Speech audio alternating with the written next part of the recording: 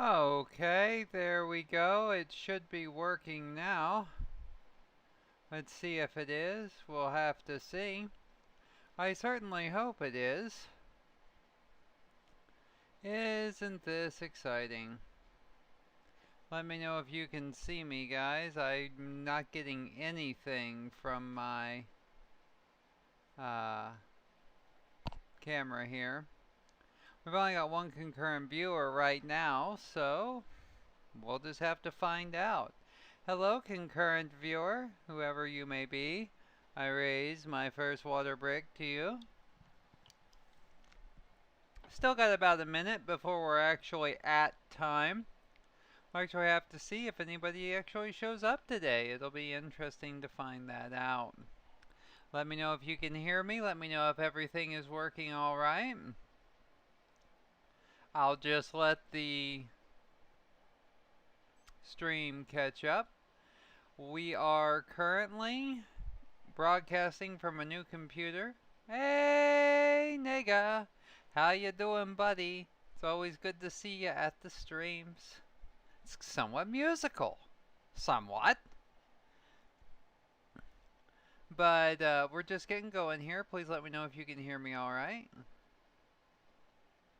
Because like I said, new computer, all that kind of fun stuff. Ah, you were gaming. Well, that's actually tomorrow for us, as you know, everyone, or as our patrons now know, we have the new Twitch TV slash Trail hair raising game stream every other Sunday at noon.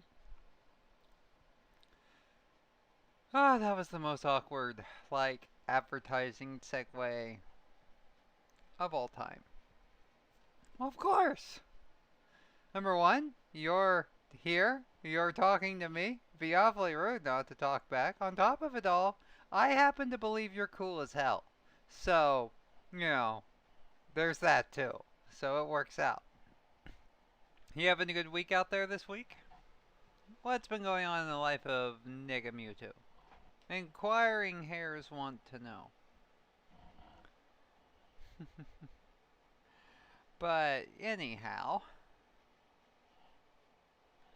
yeehaw, we're going to see if we're going to get a few more people in, and we'll see what happens.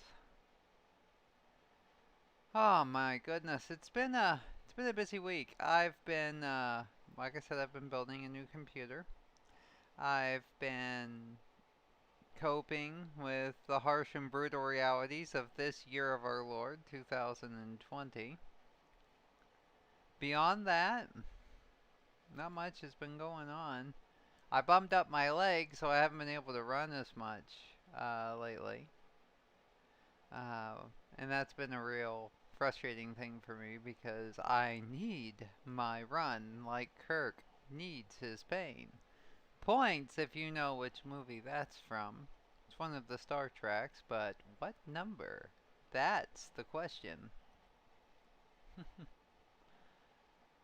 Yeah, mostly alright is pretty rad right now for 2020, I'd say, nigga. I mean, you know, that's the way these things work. So we've got two people in the stream at the moment. Like I said, I'm trying to let it build up a bit, give everybody kind of a chance to hop in. Hop. See, bunny reference, right? There you go. It's all about that bunny reference. But I am liking this new setup. My new build is faster. It's more modern. It's going to allow me hopefully to stream without nearly as much stuttering. I'm going to be hopefully soon upgrading my webcam. So you guys can just see more clearly what you're dealing with. Definitely in a time of evolution and change. I've went ahead and completely redesigned the layout. I got a brand new open source image from NASA's Stellar Catalog, and I really like it. I think it's pretty. Hey, Benny! It's great to see you, buddy. Benny is one of our longest supporters here, the longest time supporters. I don't know if he's like the longest. Like, I would that be tallest? Yeah, tallest. Uh, but ooh, uh, it's always great when you can show up. Very happy to have you here. We're just kind of getting going.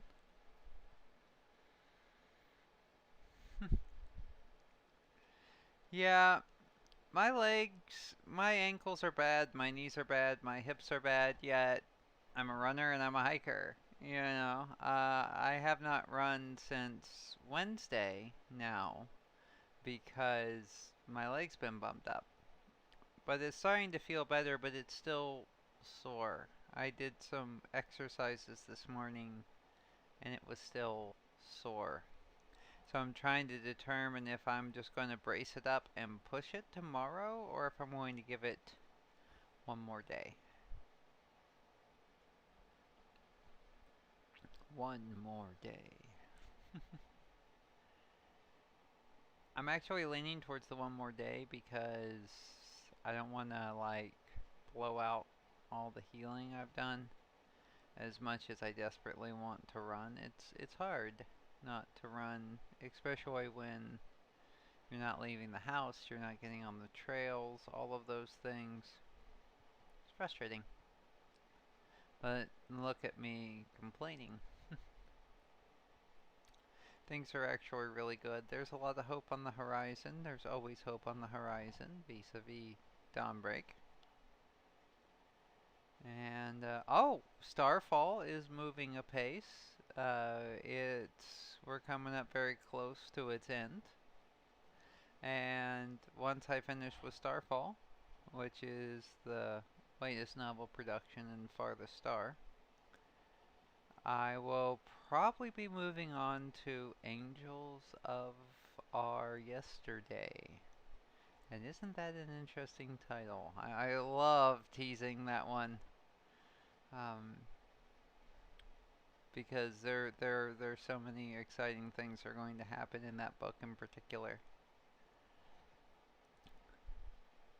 But alright, so any questions, comments, concerns? Remember, please save all death threats till the end of the string. That being said, last time Snow got the briefing with the Admiral. She's trying to adapt. She discovered that fur dryers are now a thing, the wonderful consumerist Western culture that has engulfed the entire world. And yeah, she's starting to adapt to life on the roam.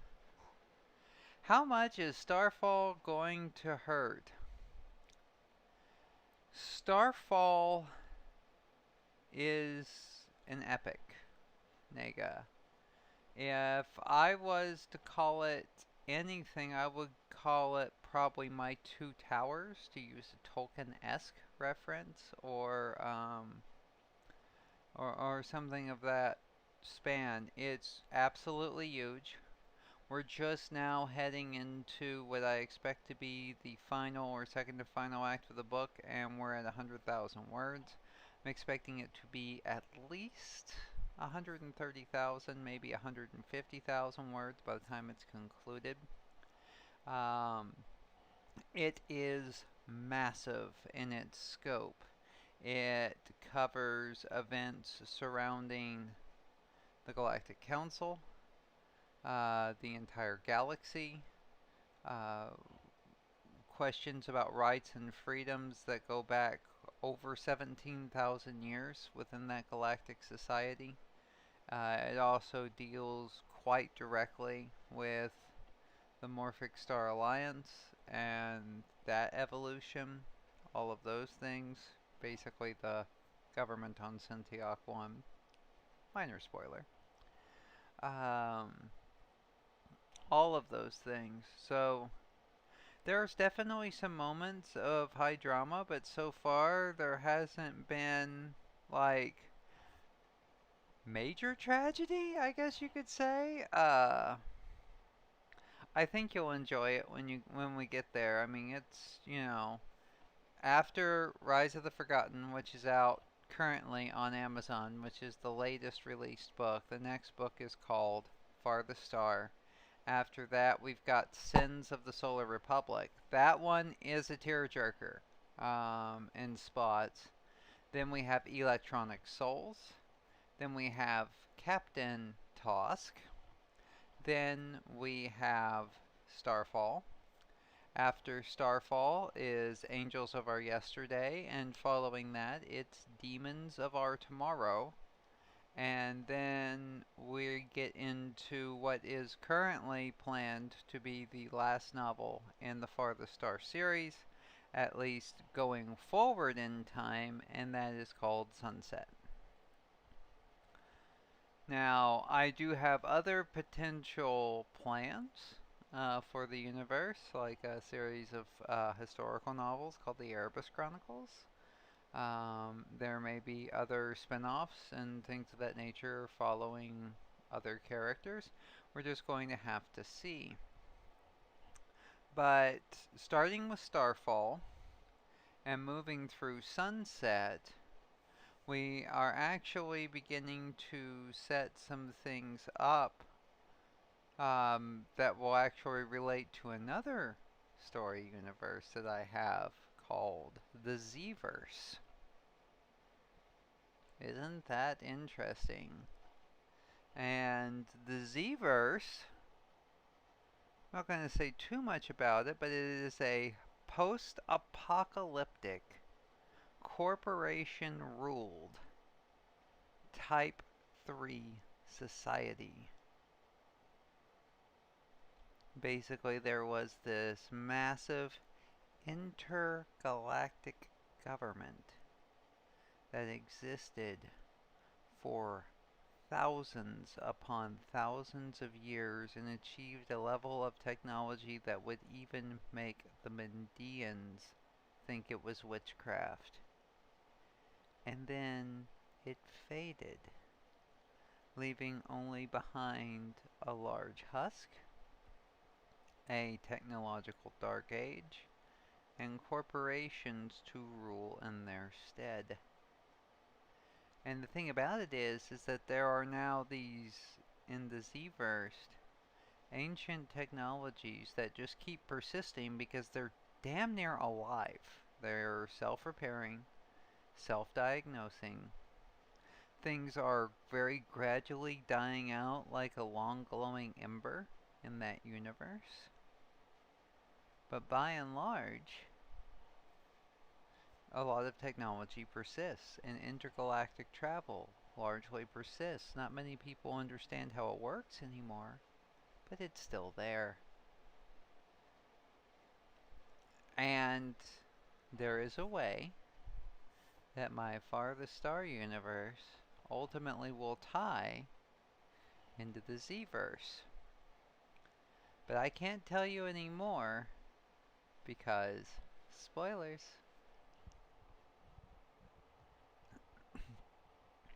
Oh, the heroes of Space Station Z is a character named Jack and a character named Sullivan. And I'll just leave that there. Jack and Sullivan. Alright, guys. Well, it looks like we're going to have a small crowd this week, so we're probably only going to do about 2 chapters. But we will get those chapters going. I don't want to get too far ahead without without all of our regulars in. I figure that's understandable. If you guys really want me to push on, let me know. I'm more than happy to do that. But like I said, last time, snow settling in on the Rome, we found out what kind of the stakes are. There is, because of Mendian's silence, Earth is getting more and more twitchy and paranoid, basically. So much so that they were willing to jump at this chance to reignite relations because they fear that there could be a coming war. It's very funny. Mendians are acting like Mendians and the humans are acting like humans, and that's a really bad combination because the Mendians view silence and distance as ultimately respectful. It's like, this is your territory, you can do your thing. And the humans view silence and distance as, oh my god, they're building up for war! And isn't that just a recipe for peace and harmony? No. No, it's not. And so, snow, them asking for snow, regardless of what happened in Dawnbreak, regardless of whether or not it was going to take some bureaucratic somersaults to get her involved, they're jumping on it. They're jumping on it. But I guess, you guys ready? Let's get into it.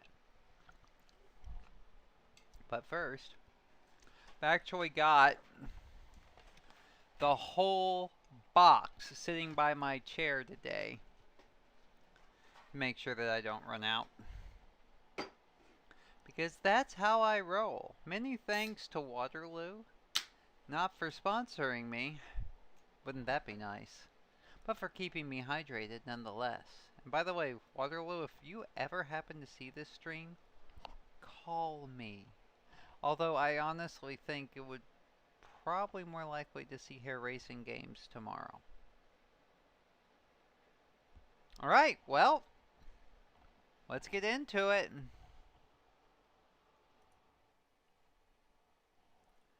Exile's Return by Rebecca Mickley. Chapter 6. Lunch was a casual affair back in my quarters. I think Charlie liked the novelty of being able to order room service aboard a fleet ship, and he was taking full advantage as my sole staff. Finishing lunch, I fell into casual conversation. So, tell me, how does someone like you end up an expert in Indian cultural affairs? He laughed. Everything about him gave an air of confidence. Oh, that? Well, I mainly studied what we knew and made sure to be up on any new thing they shared with us. It's been a pretty easy gig up until now. I had a nice quiet office and was happily writing out my career into a nice, easy retirement. The fleet is desperate for knowledge and desperate for people to understand what exactly we do know, so I just kind of slipped into it. And then one day they told you that you were going back out into space, huh? Sounds like I wasn't the only one who was abducted, I said, pushing for more information. It wasn't as bad as all that. Aside from having to pull you off of Syndiog, it has been nice to get out amongst the stars again. I've been cooped up too long. After all, I always did like to wander. I know how you feel, I replied. I love to explore Syndiog. It was my own personal playground, but to me, this ship, with its artificial environment and walls, well, it's pretty confining. 3 days ago, and I had an entire planet to call my own. And you still do. Still, if you get a chance, you should really look at the ship. It's the newest and fastest thing we have, even using a new antimatter drive system. Whatever is out there, the Rome is designed to handle it. I'm sure she's going to see many years of service. He smiled and ruffled my ears. But listen to me geeking out over a ship. Besides all this negativity, what do you think about all this? Frankly, I'm impressed. I know they say we haven't gotten much from the Mendians, but apparently just their presence is helping mankind advance. This ship was science fiction when I served. It has really amazed me how far we've come. So what made you leave, really? What was your breaking point? Charlie asked, looking at me. I don't know if I want to go into that, Charlie, I said, dodging the question. You sure? I'm really curious. I've met a few Morphics back on Earth, but I've never really gotten to know one. Was just wondering why you did it, why you chose to go this far. All that misanthropic humanity stuff, sure, I believe it, but there were a lot of other things you could have done. Hell, you could have gone as a human to Cineoc. Sure, you'd be batshit crazy by now, but you still could have. I just figure someone doesn't wake up one day and decide to be long-eared and hoppy. I sighed, looking through my window at the tapestry of stars hanging outside, and I thought carefully. Taking a deep breath, I related my last days on the Danube.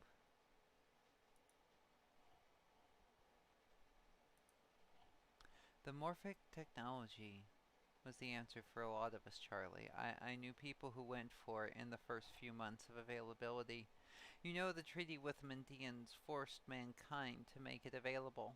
It was quickly determined it was safe for public use, so they let it loose. I remember those days. I've done some reading. It's different now. There are therapy protocols, but those took time to develop. In the beginning, you could walk in and just start the process. Overnight, I had friends living their dream of transcending humanity, but I was on the Danube. I had a career. I was proud to be an astrogator, Charlie.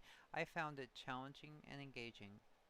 I had worked hard to get where I was, and after being on the first contact team, well, it looked like I had a long and successful career ahead, I said, looking down. Yeah, I saw that in your jacket, but from my reading, you left the service after refusing a direct order. Is that right? What changed? I sighed and thought back to that fateful day. I looked up again and tried to suppress the emotion. I don't know why I kept talking, but it just started to flow out of me. We were escorting a Morphic colony ship, the Hope. About 250 of them that had decided to leave Earth and start their own world. A friend of mine was on board. I had known Joyce since college, and she had become such a lovely otter. Happy and bright, she talked about the colony as a chance for them to become their own people, to start new traditions. Looking in her eyes, you could see her enthusiasm. I trailed off, remembering my old friend.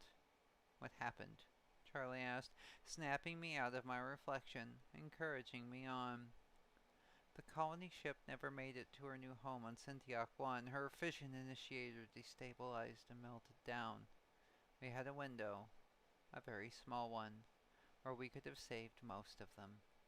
I stopped and took a moment to breathe before continuing. Their power systems were all haywire. They couldn't even launch the escape pods. Not that it would have mattered. I did the math, Charlie. We could have offloaded at least 45% of the colonists and gotten to a safe distance well before the radiation levels went too critical for evacuation. In spite of all of this, the captain ordered me to set a course away from the Hope. I refused, knowing we were leaving them to their death, but he told me. He told me in a tone and a way I will never forget that they weren't people anymore. Anyway, I refused again, and he ordered his security officer to pull his gun and shoot me if I didn't comply. I was a coward, Charlie. I punched in those coordinates, and we left them. I left them to die of radiation sickness. My paws shook with the rage of that day, the pain overwhelming me. On that day, I helped the captain kill 248 people who never did a thing but ask for help. That was the day I gave up. I gave up on humanity, I gave up on my career, everything. There was even talk of a court-martial, but in the end I had obeyed the order. They quietly let me leave the surface. There was an inquest, but it was found that the captain acted rightly, and it was covered up as an unfortunate tragedy and just forgotten. I said, monotone, the pain numbing me to the core, allowing my mind to spit out the details of that horrible event. I determined in that moment that my far-off dream of shifting after I had my career would start now. I ripped out everything I could that made me human. A new motivation seized me to take my dream as far as I could go. I had a new passion, not just to shift, not just to be the hair, but to put as much distance as possible from the person who dialed that pad that made me damn them. I sold everything I had, my house, my car, bought a rust-bucket old shuttle, and boarded a transport for Syntiok 1. As far as I'm concerned, Charlie, humanity can fucking rot. So why help? Charlie asked, after sitting quietly and absorbing the clear venom in my tone. Most in the military believe we're coming to a crisis point. Without intervention, this Mendian situation could flash in the next 6 months as something truly ugly. Why not just take a prison cell and wait for the fireworks? I don't want a war, and I don't hate people, Charlie. It's more like hurt or heartbreak. I was going to make the shift no matter what happened. I feel and have always felt a disconnect and a distance from the human race, but it's not malevolence. I was going to be a snowshoe hare no matter what happened in my career, but on that day they made me an exile. He looked at me thoughtful. It was the first time I had seen him speechless, but what he did next shocked me. He walked across the floor towards me and he hugged me.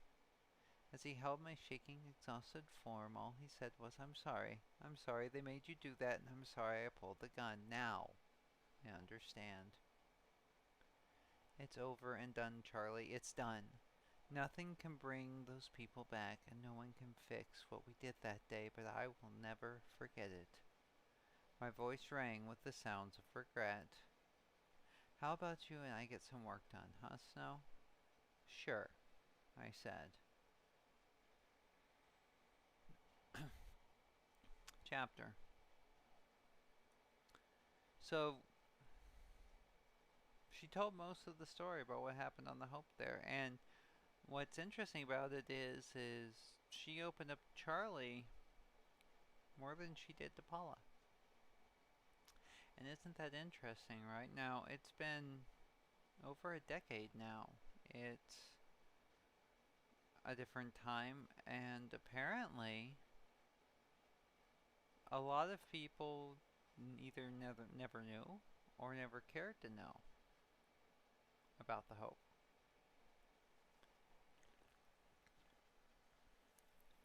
Now, we know they buried the Crisis. Captain Dugan had his career and all of that. But no one really remembers the Hope. And if that doesn't tell you something about the world that has progressed,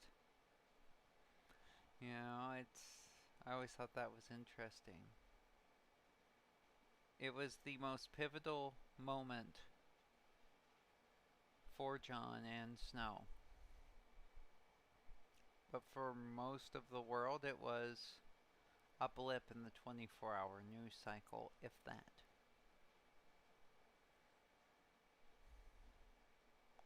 Anyhow, you guys still with me out there? Everything still going good?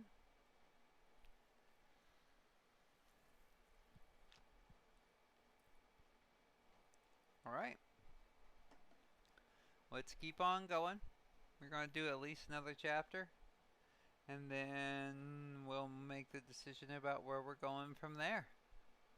Alright.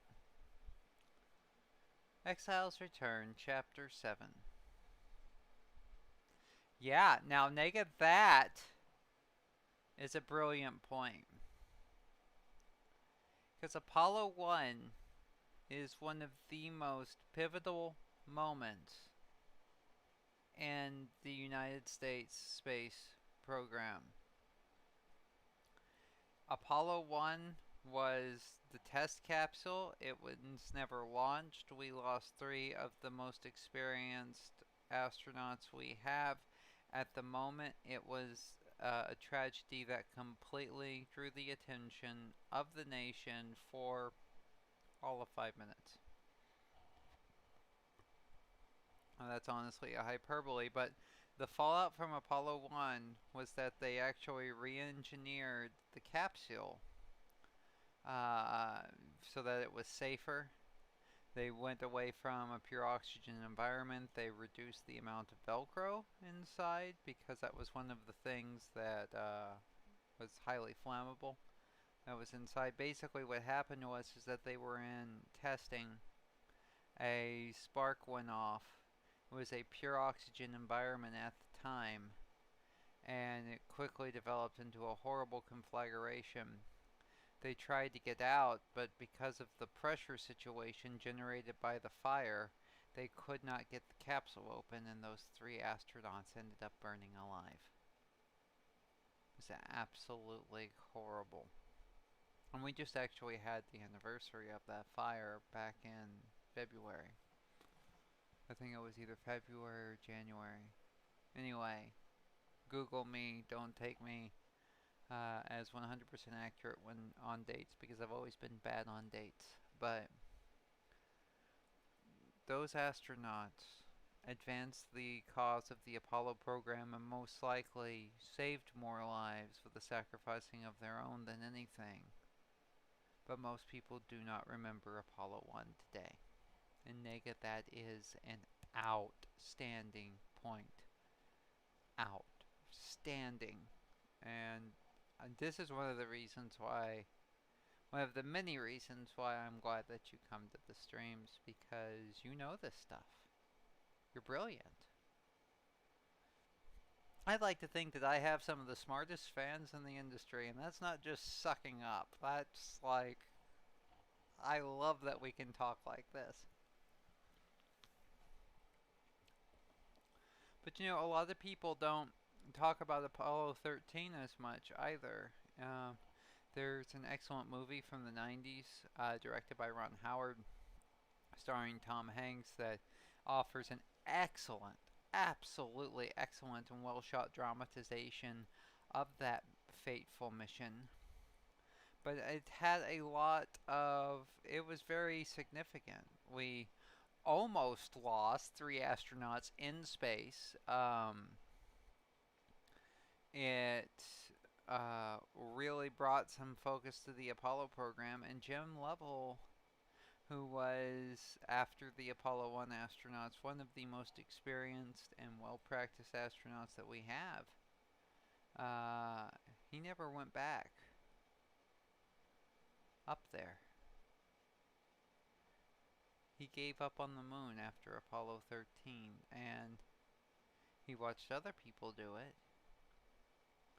But a lot of people view Apollo as one of the greatest and most defining moments for the United States, if not all of mankind. And by and large, I do agree. But I also view the Apollo program as a whole as a great tragedy. We lost some of the most amazing people that were part of our early space program who died believing in basically onward towards the farthest star, reaching for that exploration. We achieved some amazing things. We put people on the moon. And then by Apollo 16, interest had faded so much, and there was so much other things back on Earth that were distracting people, that they quietly canceled the program. And it ended with a whimper. And I mean, there were some really cool things. I mean, the final Apollo mission was Apollo Soyuz. It was the first time the Russians and the Americans actually worked together in space. There were a number of technical challenges that had to be overcome, largely dealing with airlocks and pressurizations because the Russians operated their craft at one pressure, the Americans at another. But Apollo was supposed to be the beginning of colonization, and I'm not joking. The idea was by the end of Apollo that they would start the first lunar colonies, and as the lunar colonies got built up through the 80s, they were going to go for Mars as early as like 1983 or 1984.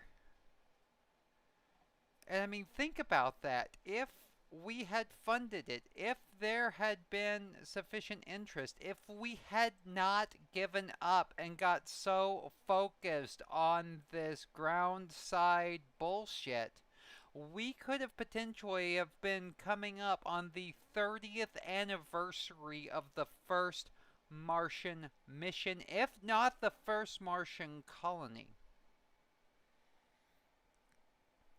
It is hard to survive in space. There are a lot of risks. There are things that, especially with getting out as far as Mars, there are challenges that we haven't even conceived of yet, but it was possible.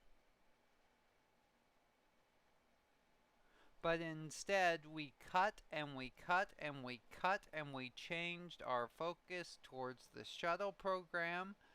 And we cut and we cut and we cut and we still are not over that. And it's honestly a tragedy. There is so much more that we could have done. There is so much more than we could have achieved.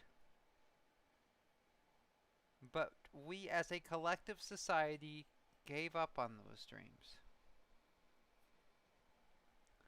And that is why I view the Apollo program as a successful tragedy and as a mournful example of what could have been and not what was. But yeah, Apollo 11, absolutely incredible, great moment. Apollo 12, Apollo 14, Apollo 15, Apollo 16, Apollo 17, and that was it.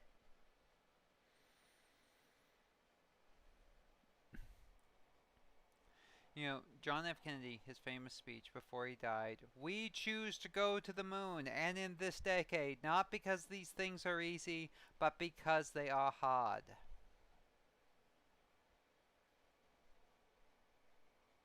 $10 later, let's start trading with the Chinese. Let's focus on stuff with the world. Let's focus on everything but transcending our global boundaries and all of that.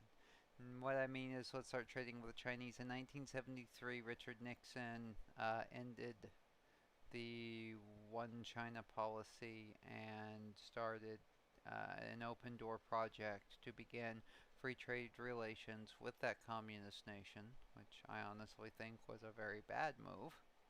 Um, and the thing is the entire focus of the world at that time was shifting away from space travel, away from exploration, away from pushing beyond the horizon towards more immediate and more economic concerns. We were having that big gas crisis with the foundation of OPEC, all of that stuff.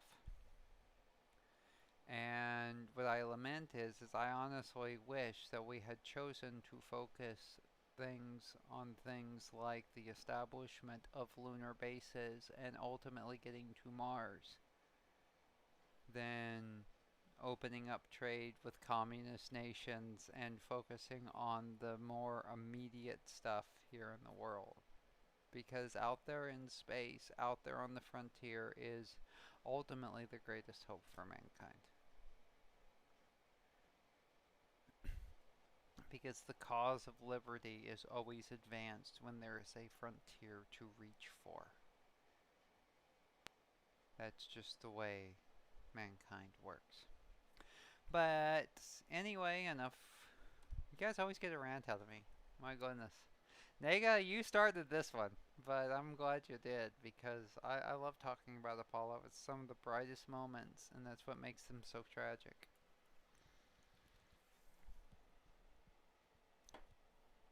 But hey, at least we had Skylab. Skylab was pretty rad. If you guys want to look into like what Skylab was and all that fun stuff, check it out. Wikipedia it, some of the first space stations. Really cool stuff. Now, the Soviets also put up some amazing space stations, one of which was Mir, which was just an absolute diehard. I mean, they could build some pretty robust tech, let's be honest. But yeah, anyway. Chapter 7. And Nega, you make a good point yet again. We always focus on our successes and not so much our failures, but, if we focused more on Apollo 1 and honoring the memory of those astronauts, maybe we would have found the will to keep going. But what do I know? Chapter 7. The creeping worry of my slip into feralism weighed heavy on me the next day, so I contacted the ship's doctor and decided to get checked out. What had happened to me on Santiago was something that wasn't supposed to happen, and to be honest, I was scared. In spite of the busyness of the last few days, the new protocols, the insane workload, it still hung heavy in the front of my mind, so I hopped in and talked to the doctor, and he placed me in the scanner. As he quietly listened, checking my vitals and my nanomachines, he nodded and hummed as I explained my experience and my concerns with feralism. So you say you have little memory of this time where you submerged? He said, looking up from the instruments, making hasty notes on his tablet. Kind of. The memories are all the same. Get up, graze, groom, sleep, graze, groom, over and over. No real higher thought than survival and safety. Should I be worried? I seem to be okay now, but sometimes I feel panic and my instincts seem stronger than they were before. Humans smell like predators, Doc. Did you know that? Maybe because that's what we are, evolutionarily speaking, or efficient scavengers. Either could apply, he said, smiling at me. You say hares aren't social creatures by nature? No, sir, they generally keep to themselves. Any bond they do make, though, is very, very intense. Under the circumstances, I'd say that's what saved you. He looked at me ominously. Saved me? From what? Psychosis. You say you feel a little jumpy, but again, that's to be expected. You altered yourself to be a prey animal. I'm no expert on morphic biology, but I've done some reading, and in fact, I pulled your med file before you arrived, just in case I had to treat you, he said, and paused, thinking a moment. You see, humans are social animals. That many years in isolation with no one to talk to, and it would drive one of us insane. You, however, just slipped deeper into instinct when there was nothing around to stimulate your higher brain functions. Surprised you don't have more short term memory damage or speech issues, but I suppose that's the benefit of nano-augmentation. They have those parts of your system in a kind of standby, fixing any degradation, as was their programming. I'm not seeing any damage, and aside from being jumpy, I think you'll be fine. You're a very lucky lady. Thanks, Doc, but I don't feel so lucky. I can't describe it to you how it felt. I mean, I'm glad to have my reason back, don't get me wrong, but I have never felt such peace. It almost seems wrong to leave it, I said, reflectively. That's the thing about paradise. Its price is always very high, the doc said. I looked up at him and was impressed with his armchair philosophy. He snorted. What? You didn't think an old sawbones had any sense beyond medicine? No, it's not that. It's just more has happened in the last few days than has happened in the last 8 years of my life. I wanted to talk to you about that. I know the situation is traumatic for you, and your pace these last 2 days has been a bit frantic. You take it easy. Give yourself time to readjust. Your body might be augmented, but your psyche isn't so armored. If we had more time, I'd order some therapy. You just remember what I said. At the end of the day, you're only you. He caught himself, mortal. I laughed. Thanks, Doc. I'm going to try, but I don't know what they're going to let me get away with. Well, if you have any trouble, let me know. I have some authority around here. I thanked him and left. For a Navy doc, he was surprisingly compassionate, but I suppose years of staring at death gives one a unique view on life. It was nice to know there were good people in the world still. My inner cynic choked on my sudden magnanimity, but for the last 2 days the people I met had seemed good enough. Charlie was even getting downright friendly. Something inside of me seemed to stretch and enjoy all the new stimulation, the new challenges, the new puzzles, but most of me was still angry. Angry for a lot of things, angry for the control they exerted, the lack of compassion that seemed to exist, micro versus macro, the age old struggle. I couldn't judge a person by their species, but I couldn't judge a whole species by a handful of persons. I shook my head, trying to clear it of its metaphysical cobweb as I made my way back to my quarters. I tapped my glorified wristwatch and my door swung open. Logging onto my computer, I checked my schedule. Most of what I had to do was reading, getting caught up on current events, politics, and the news of the last 6 years. I felt my stomach twist. I didn't want to deal with all of this right now. I had just had a pleasant conversation and didn't want to sully it. with the news. So instead, I took my doctor's advice and queued up the computer music library. I flipped through the collection designed to keep crewmen sane and entertained on long space trips, moving immediately to classical. Surprised by how complete the catalog was, but I suppose with a crew of 500 you had to cater to diverse tastes. The song I was looking for came into view, and I queued it for play. Slowly, sweetly, beautifully, I heard the music make its way to me. I perked up my ears, settled down in my bed, and let it wash over me. This beautiful, seductive feeling, pure bliss. I was an audiophile before the shift, but after it, a whole new world of sound, ranges, notes, and beauty became mine for the taking. Music had taken on a whole new meaning. Some genres became too hard, too screechingly painful, while others became heavenly. I closed my eyes and let myself drift, trying to let go of all that held me, seeking my peace. Slowly, ever so slowly it came, and for the first time in 3 days, I felt almost normal. Felt happy. The strings built a crescendo again, the flutes murmured in the background, the horns triumphantly echoed the melody of the strings, and I was enraptured. Drifting, my ears happily twitching, eyes closed, riding waves after waves of beautiful sound. Slowly it faded.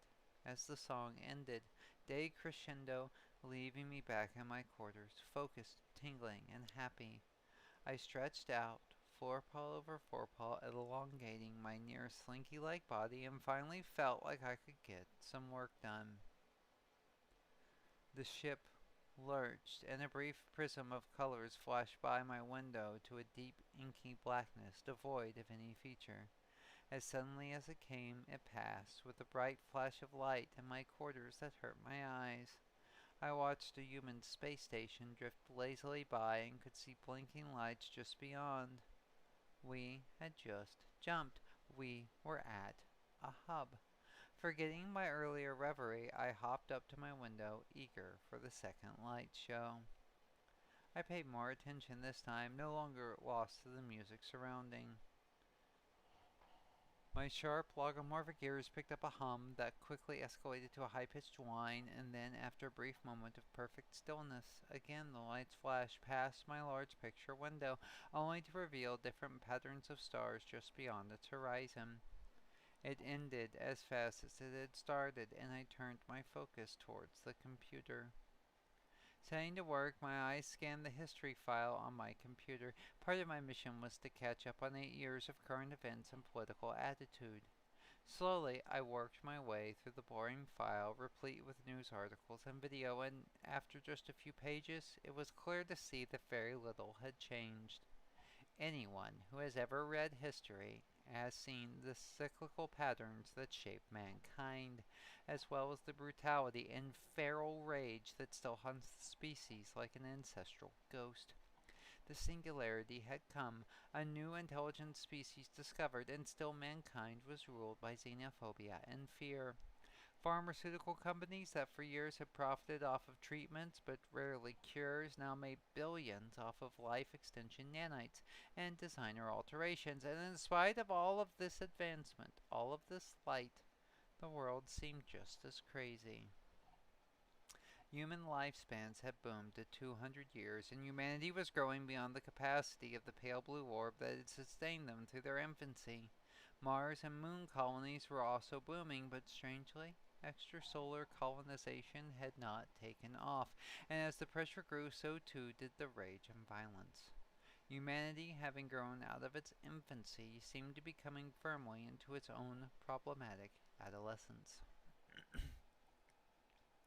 The hours ticked by, and my head ached with new facts, bulging against the walls of my skull.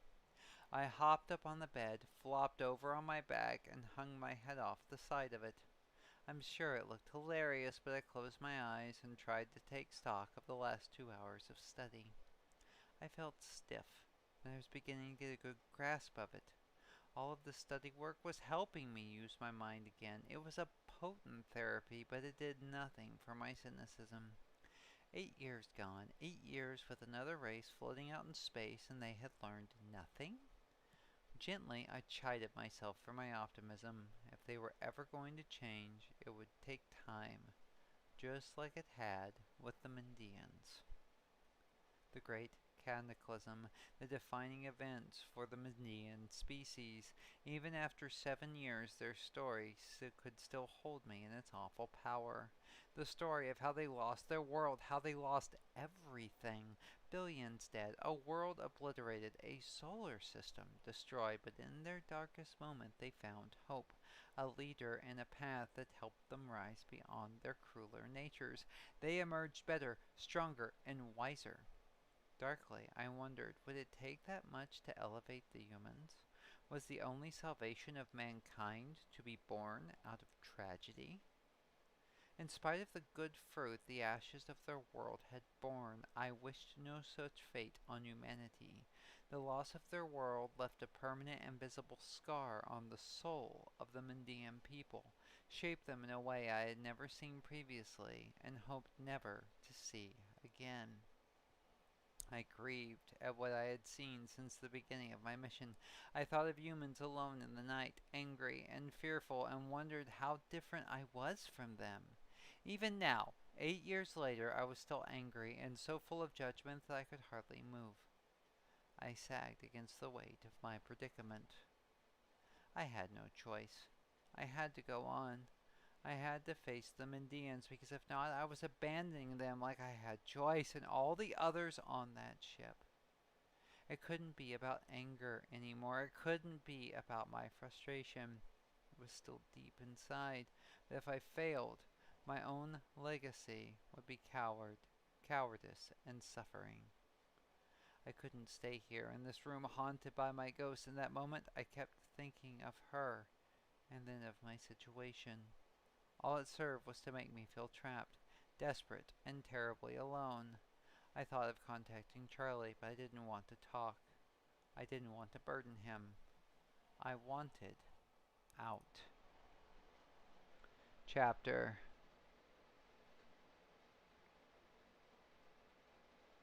That's an interesting idea.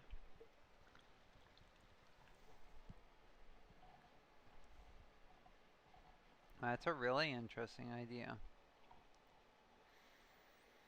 The Great Cataclysm.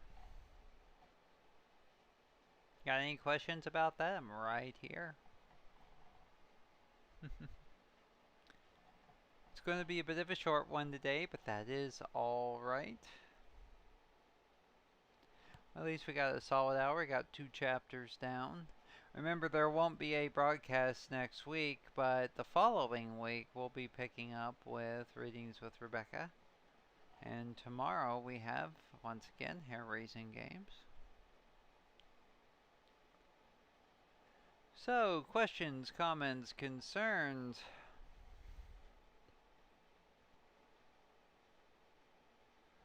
Observations? Yes.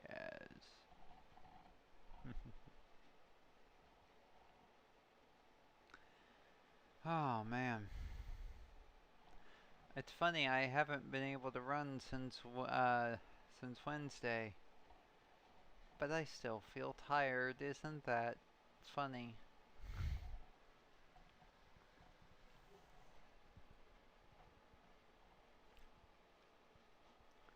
Alright, guys.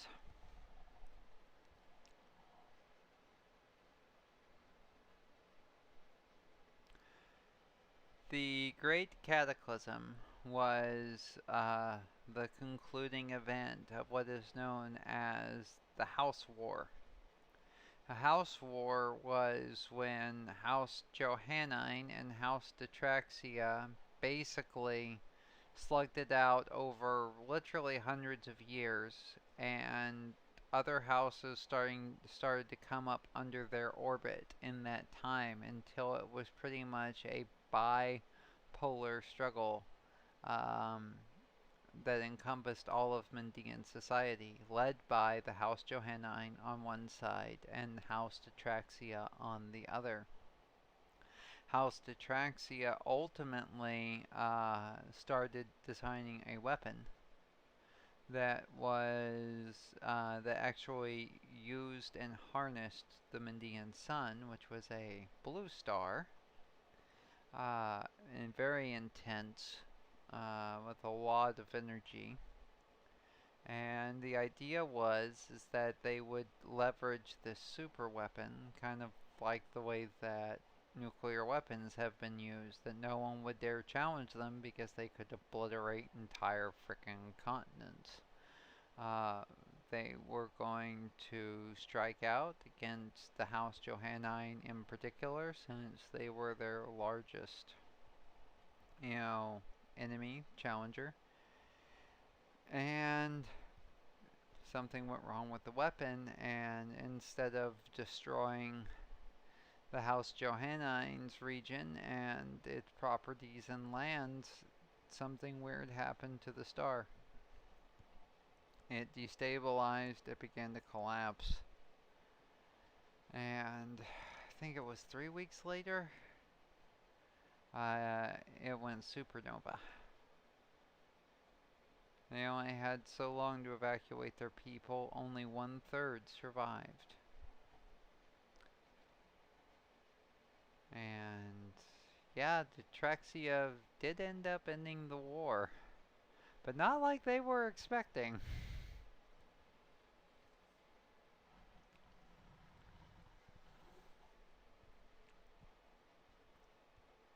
And so that became the defining event of their society. The Mendians have been, I mean, they were a pretty advanced civilization aside from the fact that they constantly warred among themselves. They would send out teams to infiltrate cultures in the past, which was the beginning of their shifting technology, things of that nature.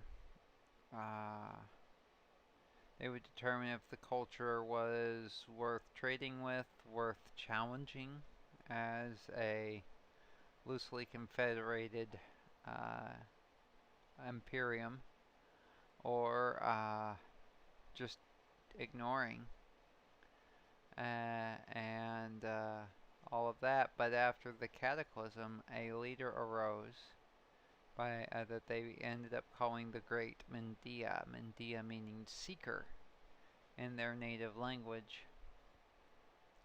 And the Mendia took this technology that they used to examine and immerse themselves in other cultures that had mainly been used for intelligence gathering and ultimately martial processes, to embrace new perspectives in its entirety.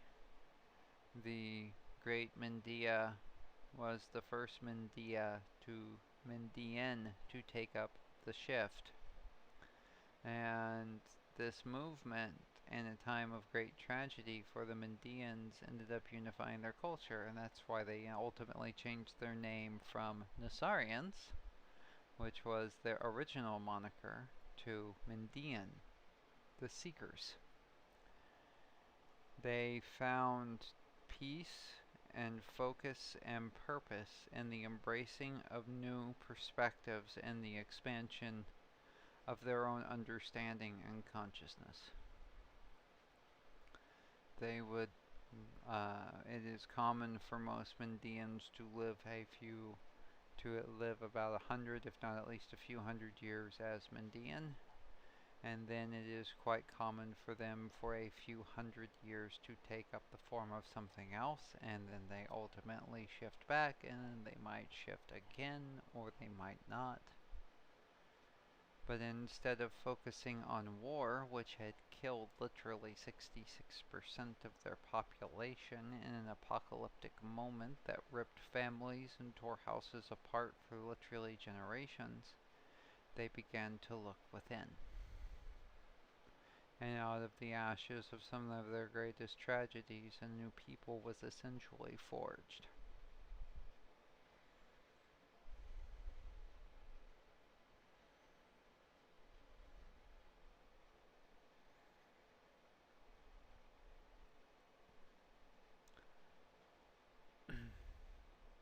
And if you think about it, that could also be one of the reasons why snow is so appealing to the Mendians, because it's, Morphics are fairly common on Earth. I mean, I say fairly common, they are a visible minority. I guess that is the easiest way to put it. Maybe a percentage at most of the population, but very few go as far as Snow and Joyce do. What I lovingly refer to as my fabulous ferals. They push as far as they can without fully losing themselves. They embrace new perspectives, and they might have different motivations and reasons than Mendians, but the Mendians see that, and they see themselves in that a bit. And in that they also see hope for mankind. Alrighty, guys. We're about an hour in. I'm sorry it's a short one this week. But I'm really thankful to you, Nega, for showing up today, and for you, Benny, for showing up today, and all of that. And I hope that you'll be able to join us tomorrow at noon for Hair Raising Games. That's noon Pacific Standard Time at twitch.tv/trailhair. And until next time, until we get back into it with more chapters of Exile's Return, as always, onward towards the farthest star, and we